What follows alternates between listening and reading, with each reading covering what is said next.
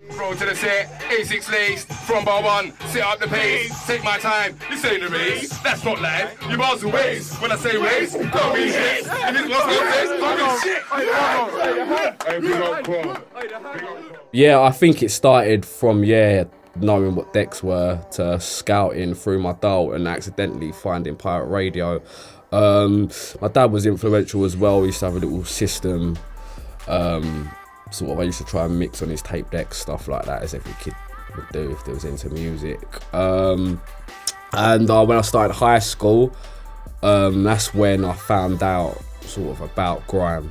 My local record shops were Swag Records and Big Apple, so I spent a lot of time there sort of collecting records, hanging about, buying tape packs, CD packs, like going to Swag Records just to go get a Rewind magazine.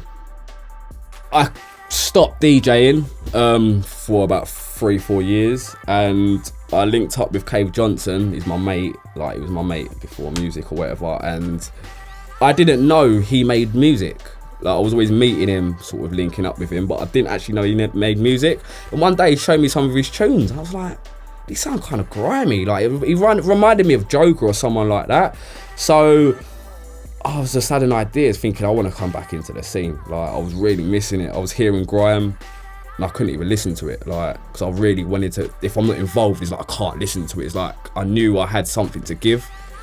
So I spoke to Kay and I was like, look, I want to build a label. Like, I want you to be my producer, I'll be the DJ, and let's just try and kill it. We just wanted to bring out the best instrumentals. That was the plan. I wanted to push Cave Johnson, and I wanted to play all the tunes. So we didn't know what we was doing at the start, if I'll be honest. We made a lot of mistakes, as you do. But we're here now. We've had releases with Sir Pix-a-Lot, that was a vinyl release. DJ Eastwood, we've had releases with him. RD as well. We've got more stuff in the pipeline, so let's keep a lookout for it. Pix-a-Lot was like, I'm on this new station, Radar. You should come down. I was like, what's that? Like, I thought he was like, all right, mate.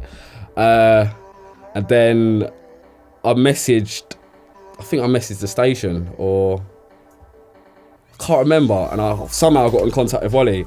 Never forget the first day I come here. Like, I come here and it was empty. I remember seeing just a few faces.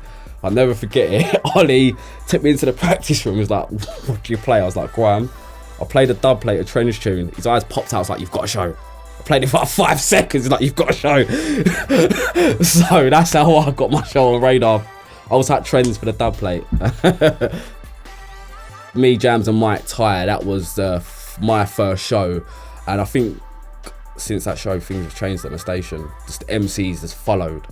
It was mad. That year, it was so many MCs coming through. Qualm started coming through. Rocks, Nico Lindsay, Capo Lee. I'm missing people out, but loads of MCs started coming through. Like January 2015, I'll never forget it, especially for Radar. I think that's what kicked off the station properly and made us what we're into now. Yeah, my favourite set I've ever done on here was me and Beg back to back, and that was with Trim, Rocks, Capo Lee, Nico Lindsay, who else was there? Loads of people, man. But that's probably the most memorable set. You don't see Trim every day, you know, and the energy was so mad. When he's in the way, man touch mine. Man, they're gonna flip, man, they're gonna take heights. Drop a lyric in the facility, get bright. Like a motherfucker, spitter is on site. When he's in the way, man come through. Man, they're gonna be baffled and looking at the room. Looking at fellas spitters like, what should we do? Can't do nothing, now yours is the crew. When he's in the way, man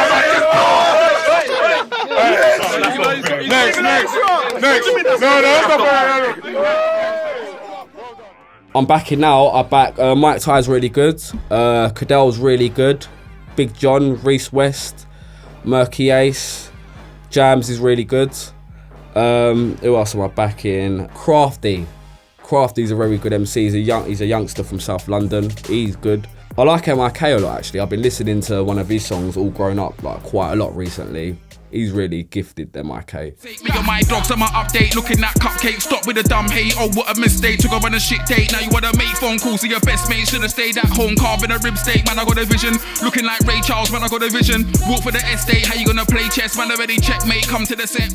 We want to be the future. We want to take over. We believe that we've got strong young DJs that will take over soon. We just wanna contribute to the scene. We want to bring through the next crop of MCs, DJs, producers.